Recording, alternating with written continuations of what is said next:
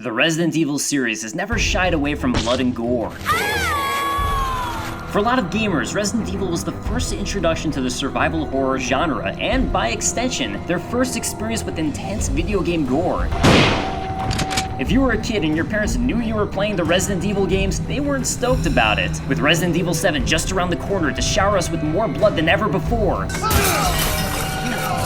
We're going to take a look back at some of the messiest, disturbing, and most awesome moments of Viscera the series has to offer. I'm Dave Control with ArcadeCloud, and this is the top 9 goriest moments in Resident Evil. Honorable mention to the original voice acting of Resident Evil 1, because it's rare to see such a gruesome butchering of dialogue. You were almost a Jill sandwich. You're right. Number 9, Resident Evil 2's Standard CHOMP. Our first moment of gore comes courtesy of the second game in the Resident Evil series. In this game, you play as either Leon Kennedy or Claire Redfield, and navigate the zombie-infested hell that is Raccoon City. Throughout the game, there are plenty of twisted scenes of gore, from blasting apart zombies with a shotgun, or kicking their heads into the stratosphere.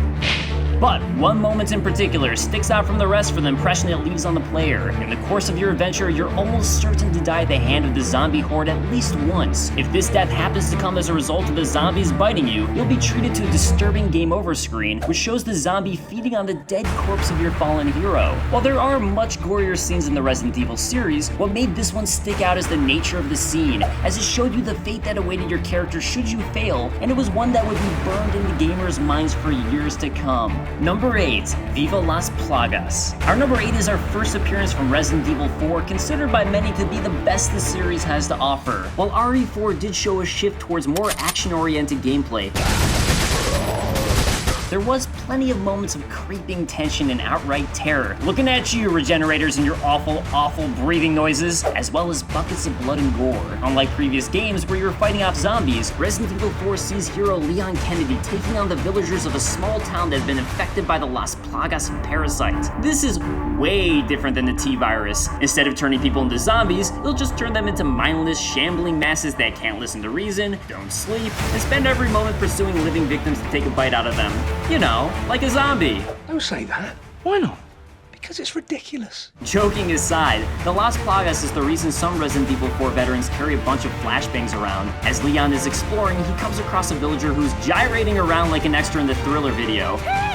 All of a sudden, the villager's head explodes in a shower of brains as the plaga bursts through the stub where the man's neck used to be. While these enemies appear in a similar fashion throughout the entirety of the game, this first encounter provides gamers with a good taste of what they're in for. And every time you score a headshot that results in an explosion, you have to hold your breath and wonder if a monster's going to burst out of that cavity. Oh, and it happens to dogs too. But in case you didn't know, if you throw a flashbang at an exposed parasite, it'll evaporate, which removes a lot of the tension. And honestly, I didn't know that until my producer told me. So, what was I doing with my life when I played this game? Number 7, Decapitation by Hunters. Hunters are one of the most horrifying creatures in all of Resident Evil, looking like Killer Croc had an angry love child with one of the Battletoads. While these creatures have been around since the very first Resident Evil, they're at their most frightening when you encounter them in Resident Evil 3. When Jill Valentine comes across these hunters, a few well-timed shotgun blasts will take them down. But if that fails, you'll want to run like hell. If these beasts get the drop on you and land a hit with their claws, you'll get to enjoy a shower of blood as your head comes clean off. Heads coming off is kind of a running theme with gory deaths, so expect to see a few more before we're done. With the kind of distance the hunter can get knocking a head off someone's shoulders, I'd love to see how they would do playing baseball. Then again, the thought of a hunter squeezed into a poor-fitting Yankees jersey is a horror in its own right. Number 6, Tyrant's Fall. Tyrant was the source of a lot of gaming-induced nightmares when Resident Evil released back in 1996. The intense final encounter sees Jill, Chris, and the crew running for their lives as the timer ticks down to the self-destruction of the mansion. Upon reaching the roof, you're cornered by the fearsome monster and need to try to kill him and escape before you're caught in a giant explosion. When things are at their most desperate, you see a helicopter approaching your position, providing salvation not in the form of a rescue, but in the form of a rocket launcher. One quick blast of the launcher later, Tyrant is blown to smithereens as all sorts of bits and pieces of the monster fall to the ground. It's not a unique death for the series. Leech Queen in Resident Evil 0 and Sadler in RE4 suffer the same fate. The combination of desperation and seeing Tyrant fall makes this particular explosive end stand above the rest in the memory of gamers. Number 5, Ustanox Drill. Resident Evil 6 sticks out as a low point for most fans of the series, or did until Umbrella Corps came out. Even though this was the case, Sherry and Jack's campaign provided one of the scarier monsters seen in the Resident Evil series with the massive Ustanok. This monster is almost invincible. Your bullets feel like they might as well be spitballs. That's why instead of fighting the Ustanok, you'll spend a good portion of your time running and hiding from the monster. This leads to some of the game's most intense moments, with the threat of being found by the Ustanok dangling over your head. And God help you if he does. Ustanok's defining feature is a large drill for an arm. Should the player find themselves cornered by the monster, you can expect a shower of blood and gore as he aerates your Guten Lagen, this is not. As terrible of a way this is to go, being drilled by the Ustanok is still preferable to having to play through the Chris and Piers campaign. That's called a burn. Number 4, GLASP, the Deadly Chiropractor. The newest Resident Evil game available, besides the terrible Umbrella Corps, is Resident Evil Revelations 2, sequel to a surprising and well-realized portable Resident Evil. Revelations 2 ups the ante in almost every way, including violent and memorable moments. While there are tons of deadly traps and creatures in the game, each offering a fun new way to separate you from vital fluids, there is no enemy quite like the GLASP. The enemy is a disgusting, flying, insect-like creature who can be very difficult to spot. This makes it even more lethal than a lot of other enemies in the game, which means there's a good chance you're treated to its killing animation. Should the GLASP grasp you, try saying that 3 times fast, the monster will snap the player's back in half, causing blood to shoot from the character's mouth before the GLASP leaves you to be fed on by its adorable little hellspawn. While not much of a depth in the blood department, it is still a disturbing and disgusting way to go out, and one that messes with gamers' heads long after the credits roll. Number 3, Dr. Salvador with the classic.